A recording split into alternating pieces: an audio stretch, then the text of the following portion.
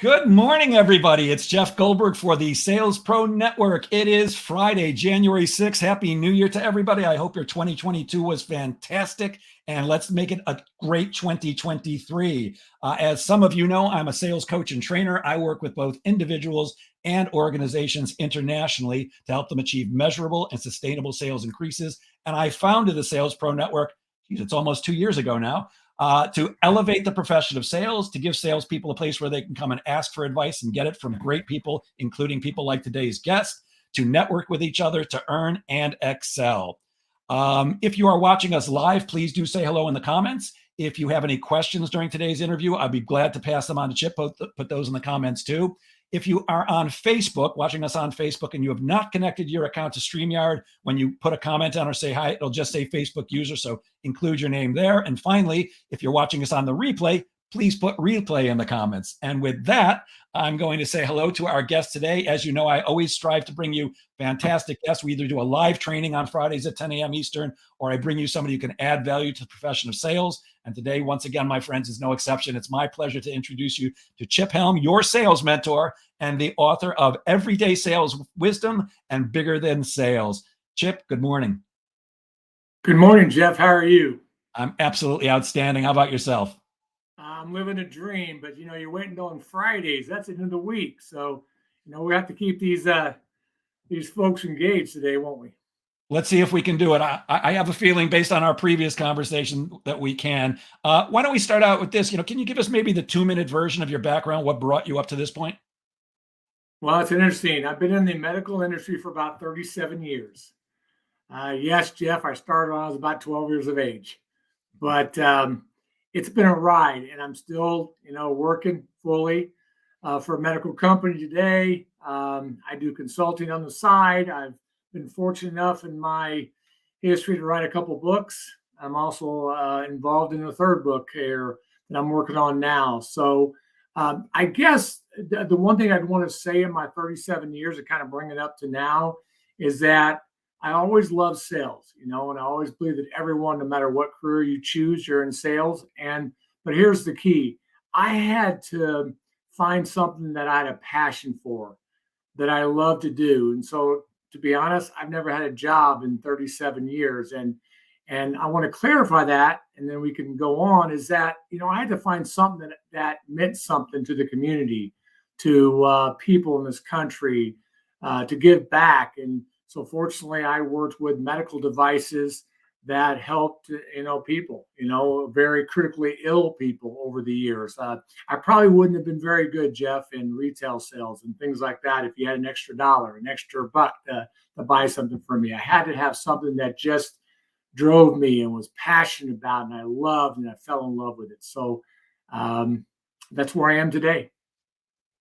What makes you so passionate about selling in general? Oh, well, you got to fall in love. I use this expression, Jeff, I guess you're married, right? Or have a significant other? I used to be. Okay, well, if you have a significant other, let's say you today, and you have that pitter patter inside of you, and you feel that way about a person. Well, that's kind of how you have to do in your sales aspect, in your job, in your life, is to fall in love. So, my wife sometimes says maybe I love my work more than I love her. But you got to have that kind of a passion. But I think the key is that you have to fall in love with something. There was a study done many years ago that most people don't have passions. So fortunately, I fell in love with what I do because I was helping people, and I made a difference. And so I guess that's what, made me really passionate about what I do, and why I'm still doing it after 37 years. Yeah, I love that what you just said about you love helping people. I just came from a networking meeting. I've been in a networking group for 18 years, and I get about 40% of my business from there. And it was a kickoff meeting for the year to give everybody, a start. And at the end, the facilitator said, "Jeff, any advice for people?" And she said, "Is there one piece of advice you could get?" I said, "Can I give 3 if it's real quick?" And she allowed me to give 3. But one of them was stop selling and come from serving. Zig Ziglar said, "Stop selling, start helping." And it's always come from a place of service. Come deep inside your gut, and I'm pointing to my rather ample belly right now. It's how can I best help you? And if I can't help you, you don't have to tell me. I'm going to tell you that I'm not the right person. But I love your passion there. By the way, good morning, Steve Kent. I would have bet that you would have been here today. It's good to see you. Good morning, Phil Danielle. Somebody said morning, boys. I'm going to take a guess that's Valerie Heffron, but I'm not sure. And somebody said they have the same feelings about chocolate pudding that you have about sales. Well, I like chocolate pudding too, so have at it. Whoever that is, that's a very funny comment. Chip, what's your biggest pet peeve about salespeople? My biggest pet peeve is I coin this expression or call it, following up plus following through is equal to success. And what do I mean by that? I mean that across all industries, most people don't follow up very well. And people ask me, what do you mean? I mean, is do what you say you're going to do and do it when you say you're going to do it. And you'll count so much money in the Bahamas. You don't know, you just will have so much success. You just don't realize it. The problem is today is most people don't follow up very well. They don't follow through. It's kind of like that old adage, to be on time is to be early. It's the same thing. Those key components are so important, but people don't understand it's a behavior change.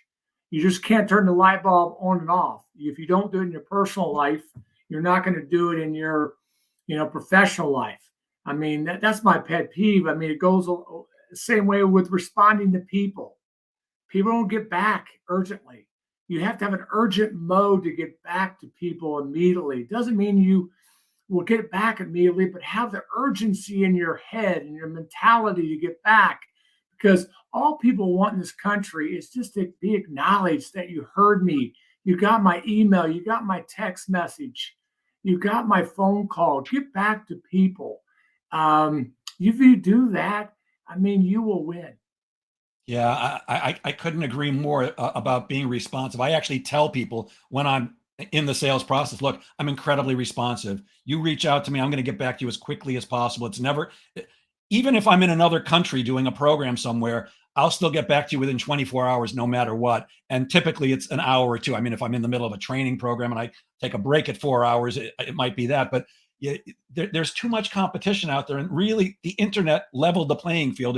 It's too easy. If Chip Helm isn't getting back to me quickly enough, I'm going to Google what I'm looking for, and there's 50 other people that do the same thing. And there's something else you said, which I find important. Do what you say you're going to do, and do it when you say you're going to do it. So I used to give people the advice that so many of us have heard and given, which is under promise and over deliver, except what you're saying is not do that. And by the way, Todd Capone, the brilliant author of The Transparency Sale, says the exact same thing you do. Don't underpromise and over-deliver. Deliver exactly what you say you're going to do. Because even when you just do that, you're ahead of most people.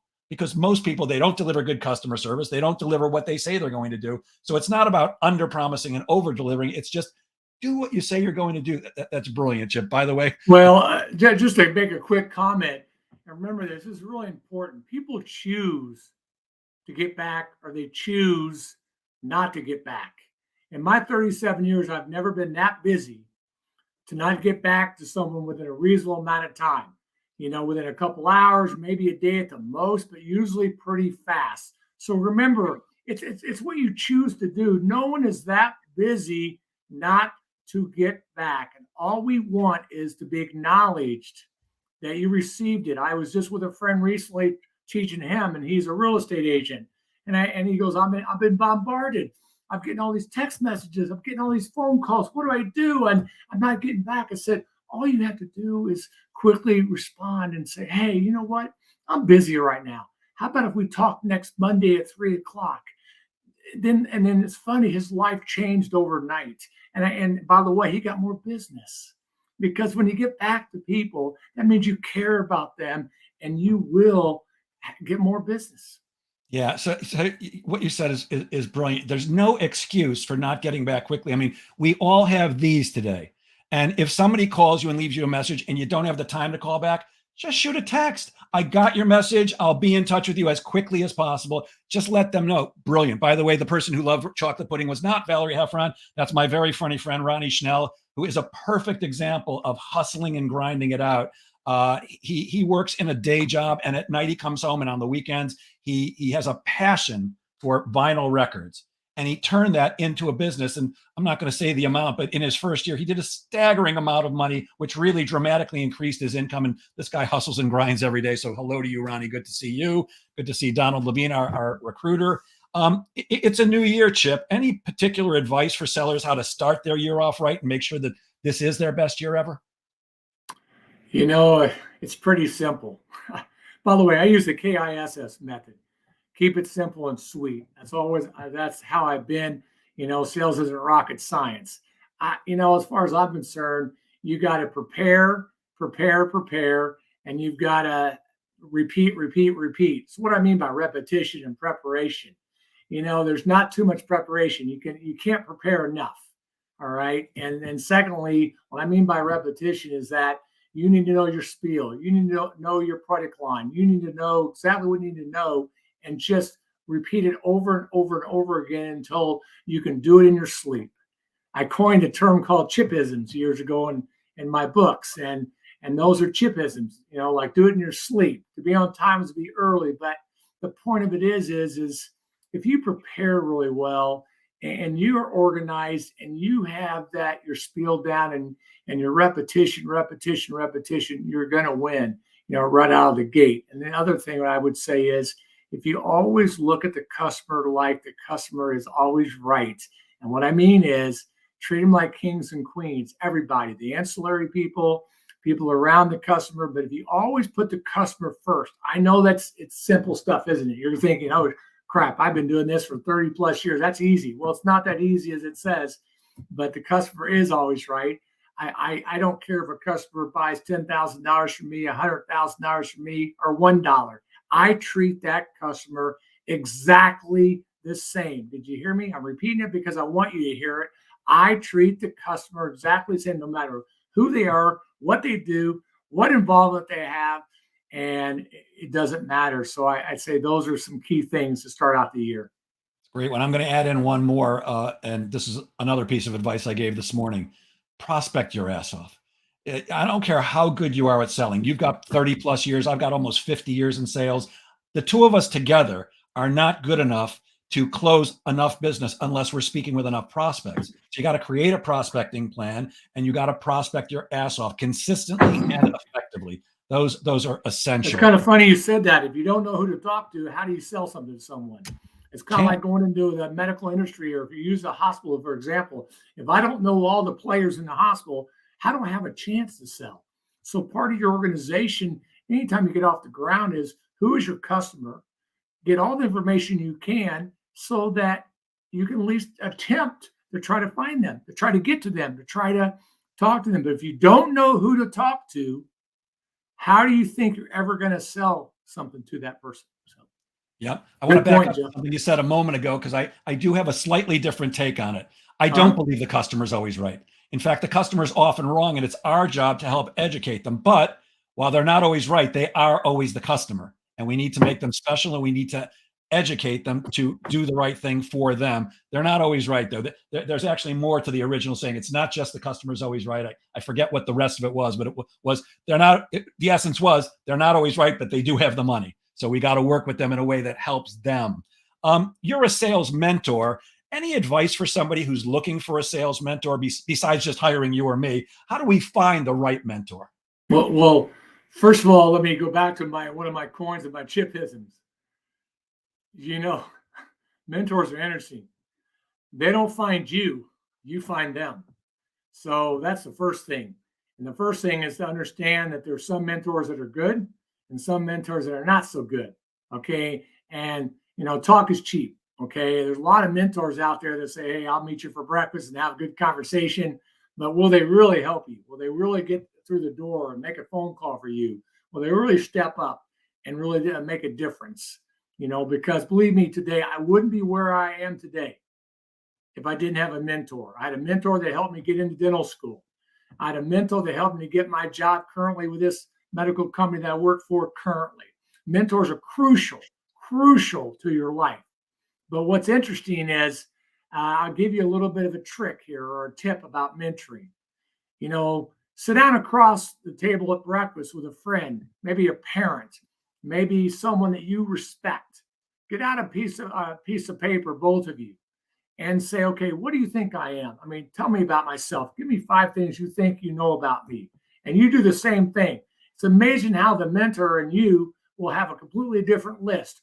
What you think about yourself, let's say, hey, I'm likable. Let's say, hey, I'm a great relationship person. Hey, let's say I've got this. That may not be what that mentor wrote down on their piece of paper. That's how you learn. That's how you begin the mentoring process, is understanding who you are and who you're not. Great one. Phil Danielle, who's joining us, who, by the way, is a great salesperson, great sales leader, and a great sales mentor, says prospecting is like eating. Actually, I should put that up. Prospecting is like eating. You have to do it daily. Absolutely, 100%. Peter Ekstrom, thank you for joining us today. Another great sales mentor, a cold calling expert. And good morning, Ray Aurora, who says, morning, Chip and Jeff, and thanks. Chip, I love Shark Week. I don't know about you. I love Shark Week, watching those sharks. And I watch it all the time. Yep. Let's talk about networking as a lead generation exercise. What are some tips for swimming like a great white? Because that's a Chipism. That is a Chipism. And I use that because I think art of networking is one of the most crucial skill sets or skills you can have in any business, anything you do in your life. And it never stops. Okay. If you think about a great white never stops. Okay. Because if a great white stops, they die. All right. So I'll give you an example. I think that getting back in front of people is coming around full circle. Yes, we went through COVID hangover. Yes, we learned we could talk about my virtual toolbox. Yes, I agree. All that's great. That's just super. But there's nothing more important than being in front of the customer. So the bottom line is it's still coming back around. So, some tricks is you've got to still continue to have that good handshake. Yes, you can shake people's hands again. I think it will come back around. You have to have good eye contact. You really do. People look down a lot. They don't look at somebody. But more importantly, I'll give you an example. Let's say I go to a meeting, okay? Let's say I'm at some kind of an event. Let's just say there's 50 people, 75 people. I don't care. Maybe there's 200 people, okay, at this event. And what I do is I do my homework first. I make sure that I know exactly who's going to be there, okay? I have my list. I prepared. I also make sure I've got business cards. I make sure I got a spiel down because I know that I want to get there and I want to meet everyone I can. And all I need is about 30 seconds, 60 seconds with them to say what I need to say and move on to the next one. That's why I use it swimming like a shark, because I'm constantly doing a figure eight. Think about a figure eight in a large room somewhere. And now that's all I'm doing is constantly for 2 or 3 hours doing almost this turn circles around to meet people. But the key is that I learned a trick years ago is I have a book. I have a book of people's names. So when I go home, I put their name in there. I jot down a couple of things about them. It's amazing, Jeff, that when you hook up with someone 6 months later and you can remember the conversation. Hey, Dr. Jones, you remember back, you mentioned that you got your MBA at so-and-so, or you got 3 kids. You're going, what? How do you remember that stuff? So I learned that's an art, and that's how I began. But that's my major networking skill. But I never stopped doing it. And I help my kids get into their career professional positions, and I continue to network today. And I think it's the biggest what would I say? It's something that people don't even think that directly about and how to do it, but it really can change your life.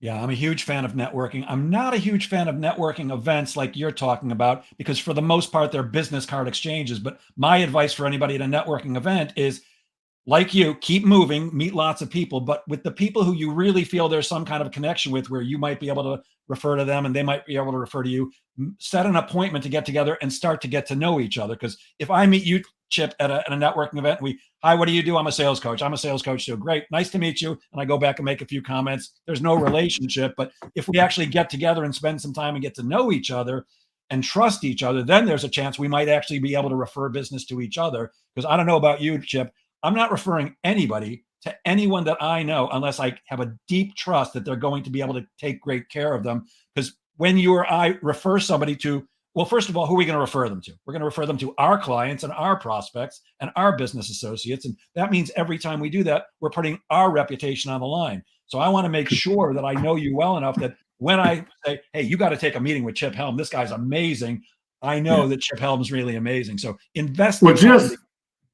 just let me make a clarify something about when I talk about my networking attack mode or my great white mode. Remember what I said. I do my homework. So I'm not just going up and shaking hands and kissing babies. I know the person that of their badge. Let's say have a badge on, or I recognize by their face. I do a lot of by face. Recognize their face. I do my homework. So when I go up and I introduce myself, I know exactly what I want to say. And so it's not just, here's my business card. Let's talk sometime. I really actually have a plan. And I know that sounds, but I've done this, and I've been in rooms of 1,000 people, but I've had my 75 top list or my 100 top list. And like my wife said, I can walk into a room anywhere, and by the time I get done, I will probably have known everyone in that room. Now, the other thing is, I've always had, God gave me a little bit of a skill. Thank you, Lord. I have the ability that when I meet you, most of the time, you remember me. I've always been able to say something, do something, whatever it is that allows me to get back into your office or call you the next day or call you next week. So I've been very fortunate and blessed, but there's a connection that I have. And so, yeah, I just want to clarify that because I get what you're saying. You're just not going to throw out a business card, but I really have a plan of attack when I go into these things. These things have changed our business over the years, using that pathway. Absolutely. By the way, we have some very funny people in the group. Peter Ekstrom says, I met my wife at a networking event. I'm afraid to attend them now. Well, Peter, let me say something. My wife is an introvert. So when we go to a party together and I know all 25 people, when I leave that party, she knows maybe one or two. So there you go. It happens. That's why we get along. And Tony Scalise says, working from home, my wife has become my best mentor, pointing out when I say something that makes me sound like an ass, so I'll never say it again. Tony Scalise, who, by the way, an outstanding salesperson. I'm not sure if he's still looking for an opportunity, but if anybody's looking to hire a great salesperson, please reach out to me, and I'll introduce you to my friend Tony. Your first book, Chip, was Everyday Sales Wisdom. Why did you write that book, and what are some of the main takeaways that salespeople should take away from that after reading it? Well, a couple of things. First of all, is my story, my foundation, because I wrote two books. One was a foundation, this one, and the other one's more of a how-to book. But it really was a foundation to kind of draw people to the premise that everyone is in sales. Okay, no matter what career you do, IT, marketing, entrepreneur. I don't care if you're an orthopedic surgeon like my son. You're in sales. Why is that? Because you're selling yourself every day. You're selling a widget, or you're selling a concept. The problem across this country, most people don't believe they're in sales unless there's a term, unless the word sales is in their job description. But I beg to differ. The other thing is, years ago when I started speaking, I got really passionate and I wanted people to remember certain things when I would get up and speak. And so all of a sudden one day I yelled out passionately, I've got a chipism for you. So the book holds a lot of chipisms, it's all about people, to be on time, to be early, have a conversation, not a presentation. It's not what you say to people, it's how you say things to people. So on and on, I coined a lot of these things. Honest as the day is long. If you solve a customer's problem, you have them in your pocket. Those kind of things. So I wanted people would go through that and go, and then there were some tough subjects, tough ways. We talked about perception's reality. And people go, what do you mean perception is reality? I said, do you understand about self-awareness? I made so many mistakes in my career, but people have got to become more aware, because it's kind of like I told my son one time, son, you're getting recruited to play football, and you go to a party and you're in one side of the room and someone's on the other side of the room and someone's doing something they shouldn't be doing, maybe some drugs, whatever the situation is. You're guilty. What do you mean I'm guilty? Dad, I didn't do anything. Yeah, you are. You're guilty by association. You're guilty because you were in the room. It's kind of like this. If your manager thinks you did something wrong and you know you didn't do something wrong, you did it.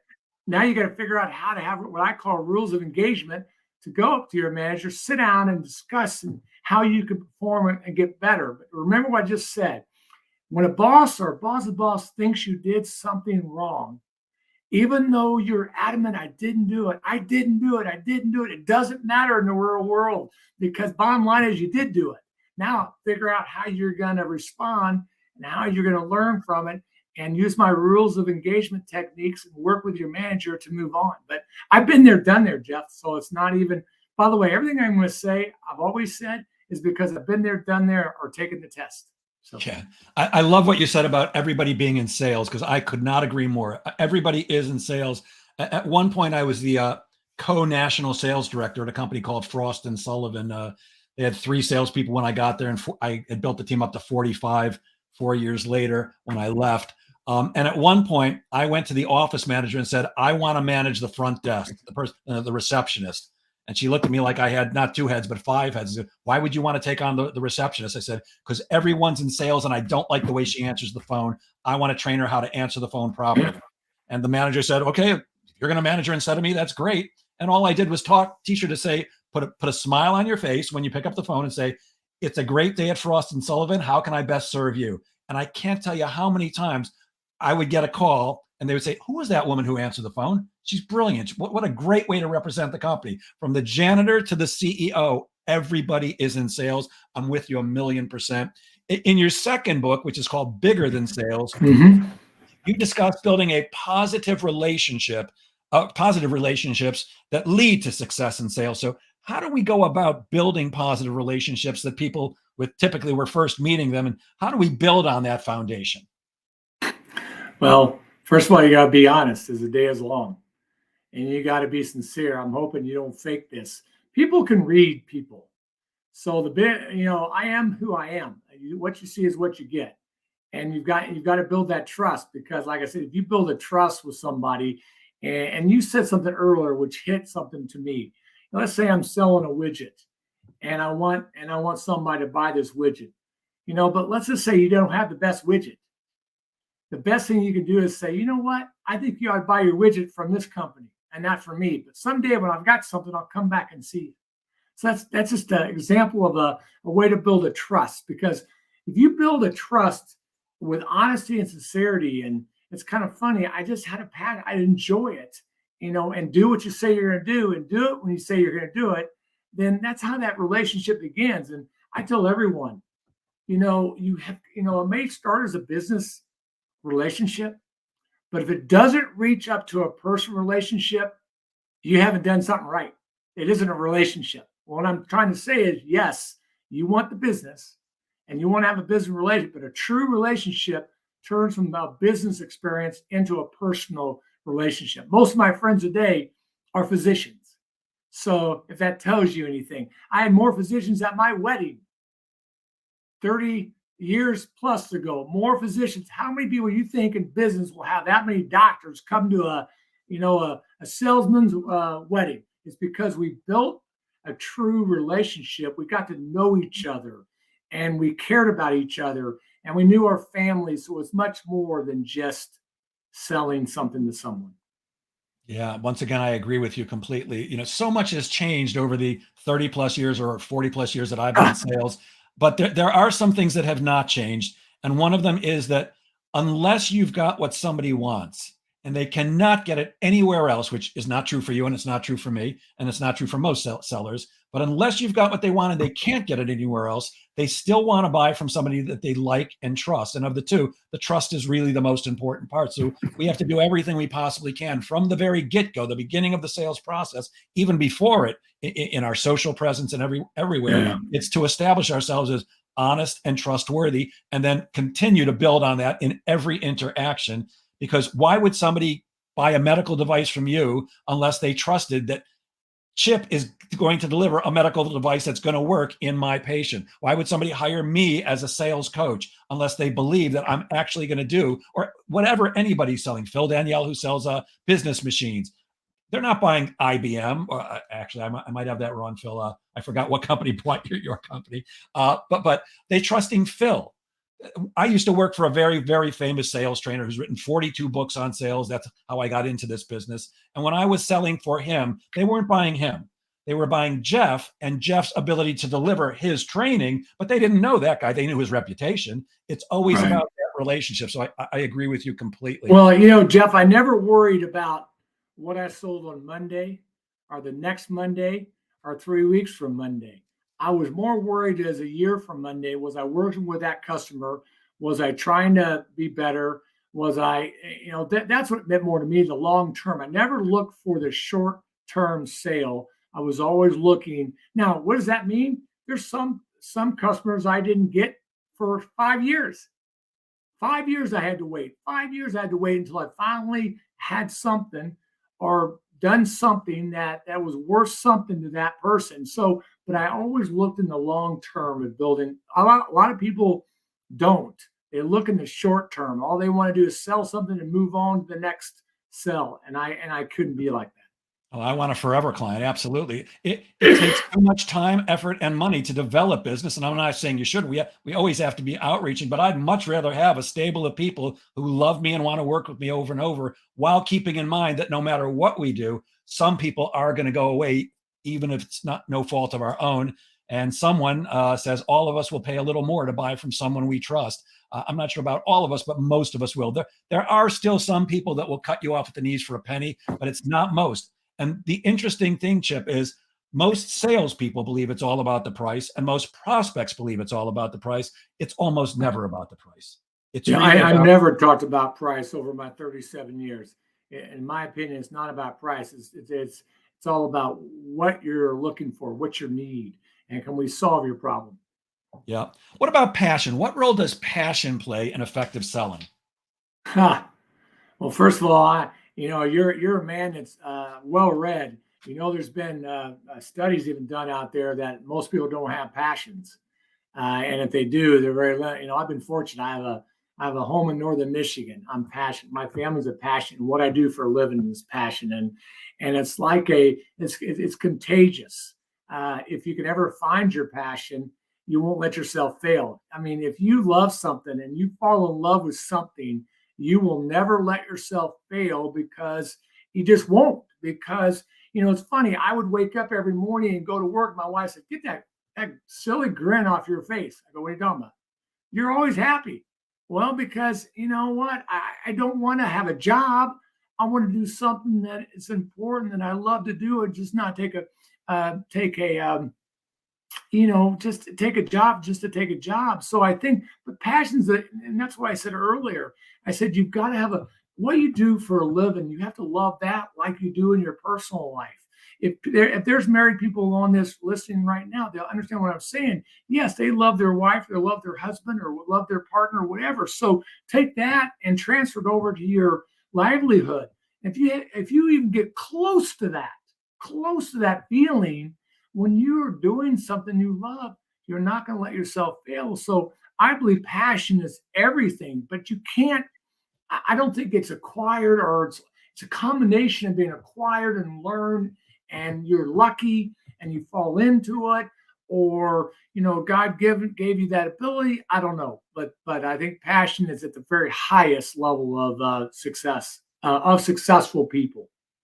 Yeah, if you're not passionate about what you're doing, go do something else. You and I were talking before we went on the air about my passion for stand-up comedy, and how most of I don't think I've mentioned this before in front of the audience, but my goal for this year, and what I'm committed to, is I'm going to transition out of this business by the end of the year. I'm currently writing a 30-minute set all about sales, and I'm going to market that to large organizations for their annual and quarterly meetings. And by the end of this year, I will be a sales stand-up comedian. I won't be doing training or coaching anymore, because I'm passionate about it. I love selling. I do. And I love the world of sales, and I love so much about it. But there's nothing for me like that stage time, whether it's 5 minutes or 10 or whatever, however long I'm given, when I'm up there with the audience, and I will get to combine my knowledge and experience in the sales world with what I love to do. And like you said, I'm not going to fail. It's absolutely positively going to be happening. I'm kind of like you, Jeff. I wish at some point, that I can do more teaching and speaking and consulting and helping, because that's what's passion for me. Just kind of like what you're doing, your coaching and your, as you call it, your remote sales management success. I mean, that's exactly up my alley. What I do now currently with startups and that's more passion for me than my current day gig, as I would say. And not that I don't love my current day gig, but I love what I'm doing right now with you. I love what I do when I can help people, and people call me all the time, or a mentor, or a consult. So that's what drives me. That's great. Salespeople solve problems. How does a salesperson become an effective problem solver? Now that's even simpler. you know, I guess, and this is again, KIS, keep it simple and sweet. I mean, first of all, you got to listen. I mean, are you, and I mean, that sounds like, oh, well, everyone knows just to listen. No, are you really listening? Are you really listening to what they're saying, not trying to, in the back of your mind, trying to sell them something while you're listening? That's not, that's not listening. Okay. And that's why I teach people is that you listen because you care about them. And you may find out after you have a conversation that you're not the right person, or you don't have the right widget, or the right concept. So I think that's one of the biggest thing is listening. And I think less is more. And that's another coin. Less is, people go, what do you mean less is more? I give you an example. I'd much rather you know what you know, a small pipette of it, a small bite of it, you know it really well, than all the stuff you know, and all you're doing is talking and you're rambling. So less is more. I mean, know what you know really well. I could care less how much you know, but don't BS me, or don't try to do something that you're not. So that's what I mean by, I think that's where, and people, again, we go back, we've talked about this. They read you, they know if you're really sincere or not. They know if you're really honest or not. I mean, it's kind of like a gut feeling. It's kind of like do you connect? And I think that's really key with trying to help them solve their problems. And 9 times out of 10, you may walk out of that office and they just appreciated you, but you weren't the one that could help them. And that's okay, because the next one you're going to get, because it is all in numbers, right? Like you said earlier, how many prospects? The more prospects, the more people you see, the more chance you have. But maybe it's like a batting average. What's a great hitter? You get 3 hits out of 10 appearances, right? 3 out of 10. Well, maybe sales is like that sometimes. Maybe it's 1 out of 10. Maybe it's 3 out of 10. But if you don't stop, you got to persevere. You got to be persistent, and you got to not stop. It's like a great white shark. You got to keep going, and you got to keep going, and you got to keep going. And I'm going to say it again. You got to keep going. You don't. And by the way, this jobs, what we do, or no, this livelihood we do, it doesn't stop on Friday at 5 o'clock in the afternoon. I talk to more physicians and more people on Saturdays and Sundays because they're my friends, because I want to take that phone call. Nothing stops. I think people turn off their, well, I got to stop at 5 o'clock. Well, okay. So what business are you really in? Nothing stops like that. So, yeah. You're so on the money with listening. I talk a lot about that with my coaching and training clients. I call it active listening. Most salespeople are listening for their prospect to stop talking so they can get out their next bit of brilliance, instead of actually asking questions and listening to the answers. My belief is this, Chip, and I would guess that you'll agree. If you ask the right questions and you shut up and listen to the answers actively, your prospect will tell you everything you need to know in order to help them choose to do business with you. But that's in direct opposition to the way most people sell, which is pitching. Hi, Chip. I'm Jeff Goldberg. Let me tell you why my company is the greatest in the world and why you should be doing business with us. And if you don't, you're an idiot. They may not say those words, but that's the essence. Instead of just asking great questions and opening your ears, it's a lost art. I think people don't realize you need to bring a little personal touch into it. If you're in someone's office and you're waiting for that CEO, or you're waiting on that person to come in, what do you recognize on the wall? What do you see on their desk?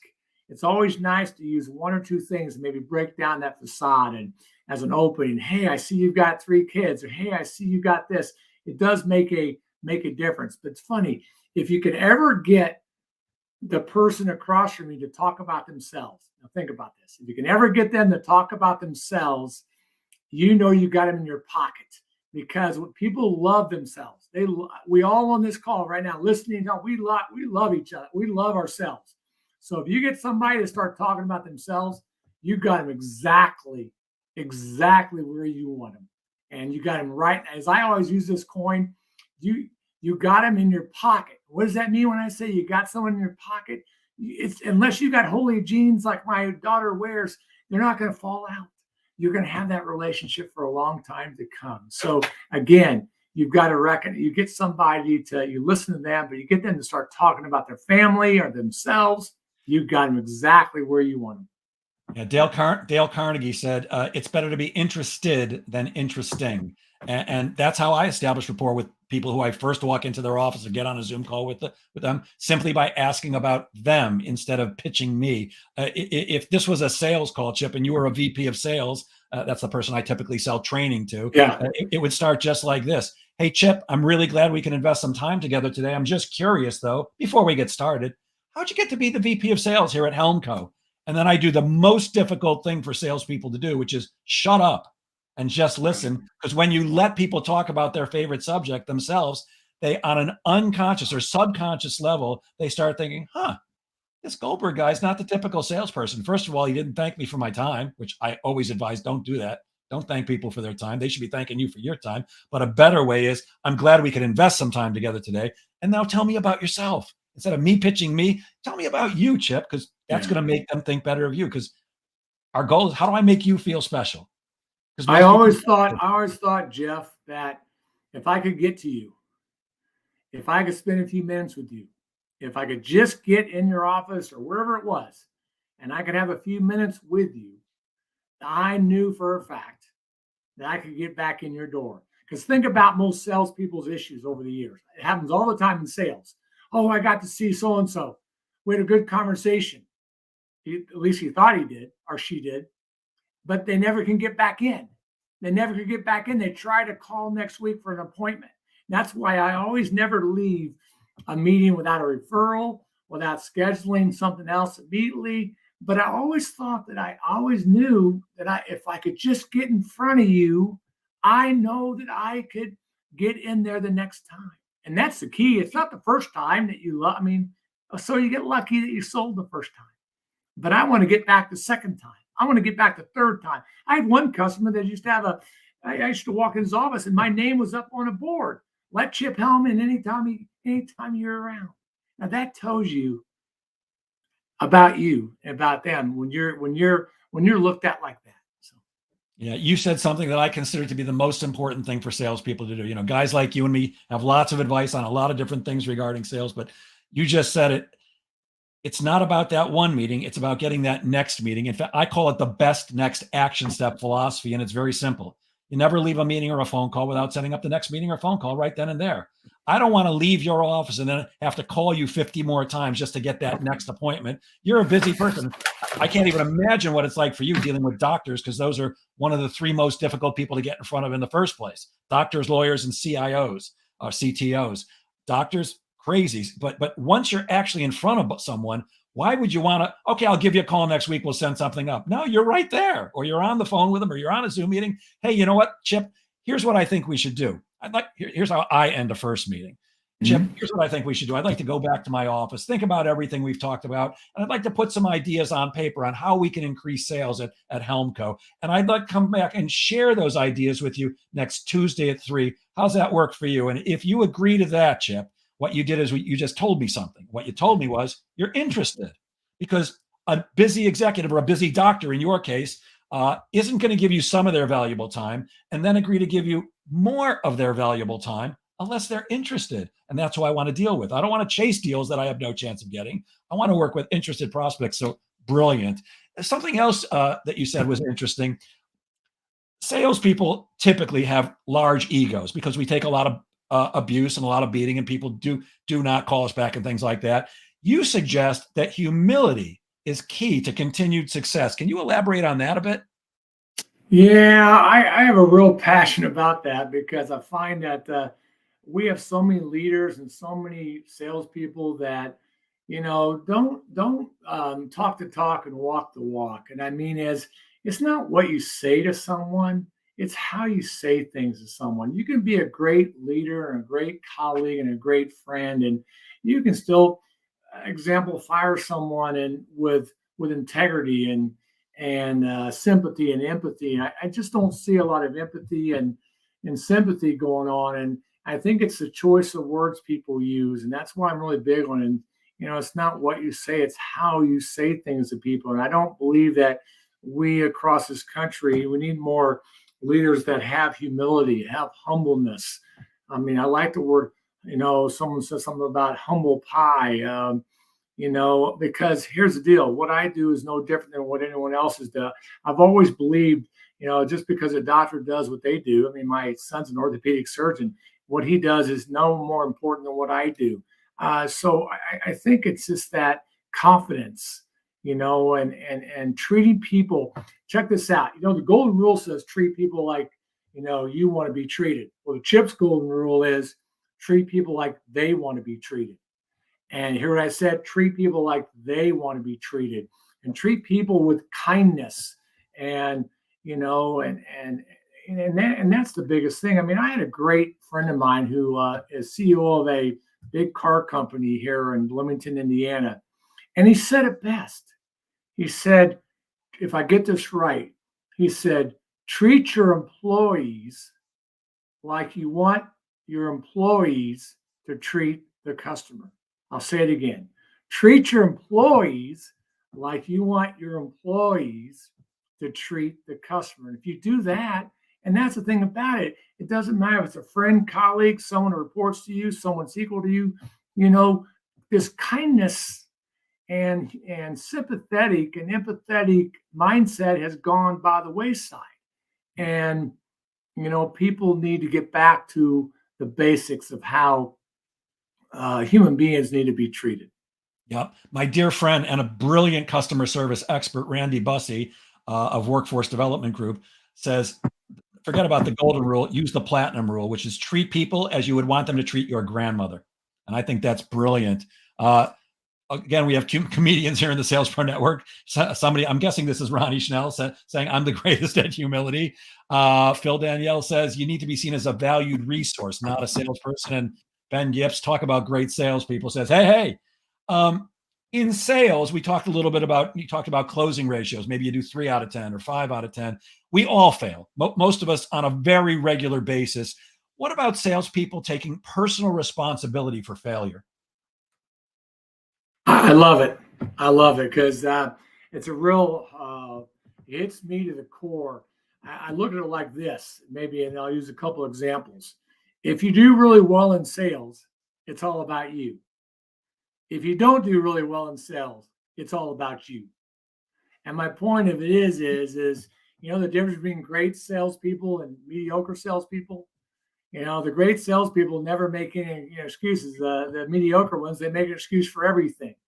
People got to stop blaming everything around them of why they can't succeed in life and sales. It doesn't matter, and there's no excuses.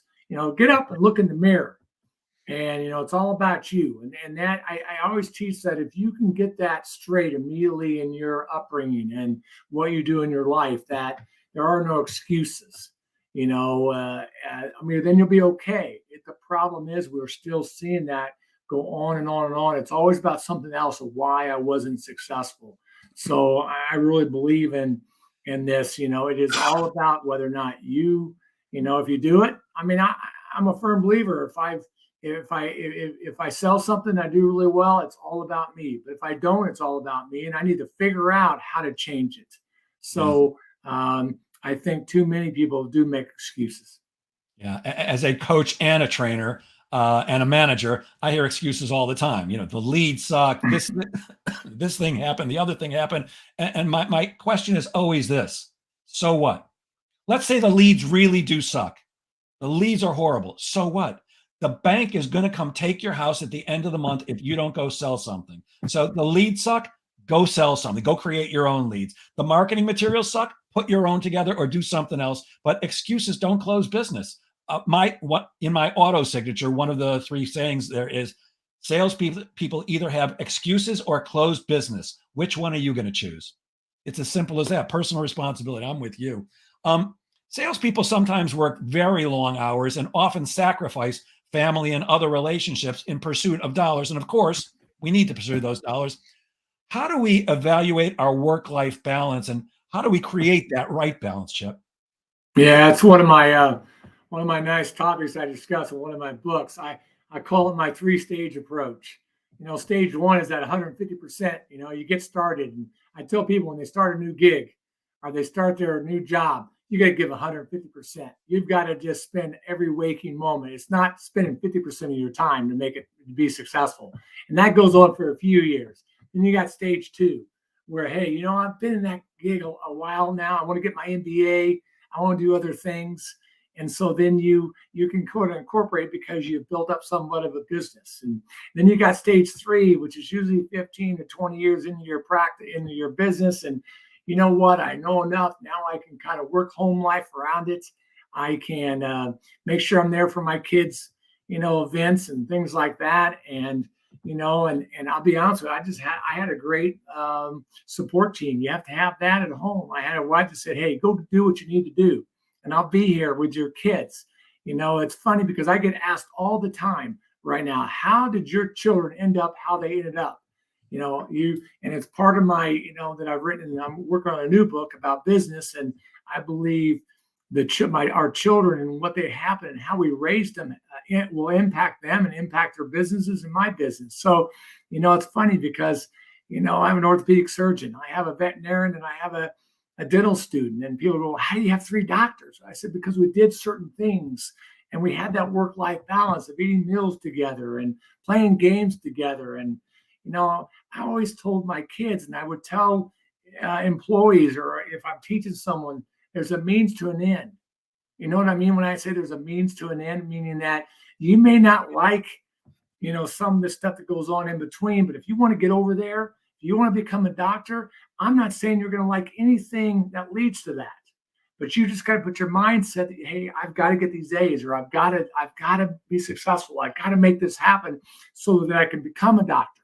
Because here's what happens. Just because you don't like the stuff in the middle doesn't mean you can't end up being where you want to go. So, there's just lots of things that I live by, that I felt like our work-life balance is very, very healthy. Yeah, I currently manage three different sales teams at three different organizations, and I'm always not amazed. I understand why they're doing it. When a salesperson will come to me, "Hey, would you mind? I need a couple hours off. My kid's in a play or something like that." My answer is family first. Family first. Always, Make up the other always. time somehow. Do a little extra prospecting tomorrow, or work a little later next week, or something like that. But family. I mean, what are we working for in the first Right. place? Just to a pile, get a bunch of money? Well, yeah, we want to have a bunch of money, but what's it worth unless you're spending that time with your family and taking care of them? My driving motivator in life, and everybody should know what your driving motivator. For me, it's my three children. It's giving them every opportunity that maybe I didn't have, and creating, helping them create a life of magnificence. I don't want to get into parenting tips because I have plenty of those too, but it's my job is not to be your best friend, and I'm honored that my kids do consider me their best friend, and I consider them mine. But it's to be the best father I could possibly be, so I could turn you into the best human you can possibly be. And sometimes that means I'm going to need an extra hour off here and there. Or I might miss a day because my kid's in whatever it is. Family first, always. We're No, that the worst. I agree completely. But just there's a lot of people that are maybe listening or whatever, that but when you do start a gig or start your career or a job, or the attitude right now, I'm afraid, is, well, I'm going to give 60%. I'm going to just give what I need and close the door on Fridays. And my point would be, give it all you got, and you got to build something first from the ground up, and you've got to spend a lot of time sometimes get to become, the master of your art. So that's what I hear a lot. That, hey, I want to, work only 4 hours this week. I know 3 days this week. I want to do this. I still believe in, roll up your sleeves. And my dad always taught me, you work hard, things will come. And I believe that hasn't changed. We can alter things. And yes, family is first, and you need to take things away off and go do it. But obviously, I'm only going to trust you, Jeff, if I know you're doing the job anyway. I could care when I was and leading sales teams. I didn't care if I knew that person. I don't care if they're working 3 days a week. Just don't tell me that. And if you need to go see your family or go do this, great, go right ahead. because I know that you are result oriented and you're getting it done. Yeah. But if you're only going to work 3 days a week, and I'm fine with that, you better be killing it. Leave it all on the field every and I don't care whether you're working 5 days or whatever it is, work full out. So many salespeople I meet have kind of an easy attitude. Well, I'll get to that tomorrow. And look, for most of us, there is a tomorrow. For most of us, thank goodness. Thank goodness. But the one thing you can't get back is time. You can almost always make more money. You can almost always get your health back if you lose it. But the hour you and I are investing right now, nobody's ever going to get that back. So if we're not providing value to the people who are listening, we screwed them. And if we haven't done our best to give them value, we've screwed them and ourselves. We're running out of time, Chip, but there's 50 more things I wanted to ask you about. One of them is, can you just speak a little bit about emotional intelligence and how monitoring our emotions and thoughts are key to understanding ourselves better? And how does that help us in sales? We've only got about 5 minutes, but can you speak to that one? That's fine. And I'm assuming you're talking about more of my topic of self-awareness of what's around you, correct?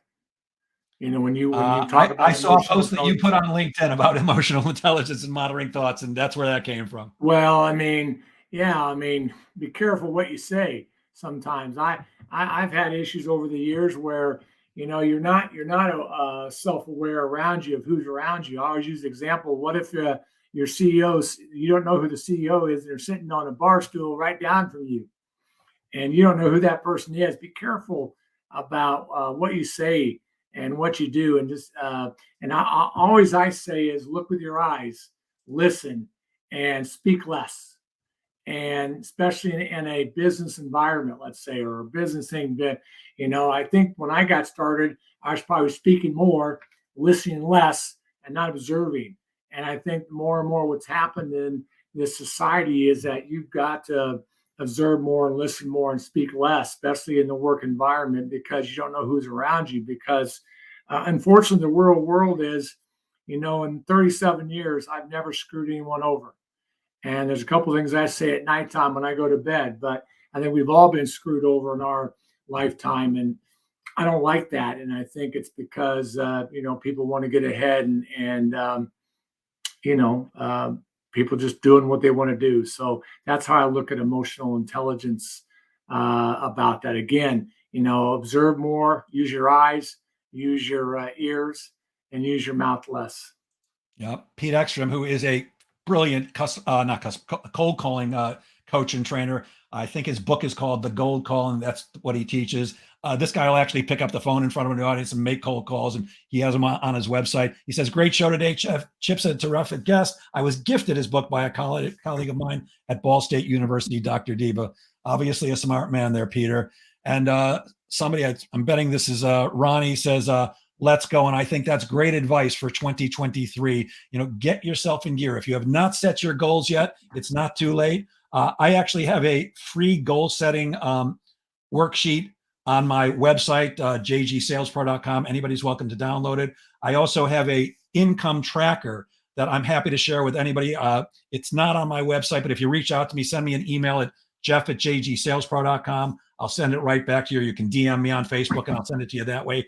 You put in your goal for the year, and every time you get paid, you put that in, and it shows you how much you've earned for the year, how much you have left to go towards your goal, and how long you have to do it. I'm happy to share those free resources with anybody. Chip, I'm going to share my screen if I can get to this quickly and put your contact information up there. Let's see. Here we go. Would you tell people how to reach you if they're interested, Chip? Yeah, sure. Obviously you can join and find me on LinkedIn and Facebook. And I do have a website, chiphelm.net. It was changed. It used to be chiphelm.com. Somebody asked me about that. I'm always accessible by email and also that phone number. I mentor a lot of people. I get a lot of phone calls. I consult. I love getting involved in any part of the sales process. And processes. So, it's always fun. Chip, there's some people watching us live, but some people will also be hearing this on a podcast. Would you like to give out your email address and your phone number for those who are listening instead of seeing? Sure. It's chiphelm16@gmail.com. Chip Helm, all one word, 16@gmail.com. My number is 812-947-3588. You mentioned something about some books. they are available too. I mean, they're up on Amazon. They're also available on my website. And yeah, I'm having fun right now in the middle of my third book. It's more of a business book, and it's really on these core principles that some of them that Jeff and I spoke with. I have a 5 core principle to success in business. Who knows if that will be the title? We don't know that yet. That's but great. Thank you for everything, Jeff. I really enjoyed it. Oh, it's my pleasure. Let me just make a clarification. I should have known this, by the way. The person who said "Let's go" was not the person I thought. It was brilliant motivational speaker and success coach Craig Siegel.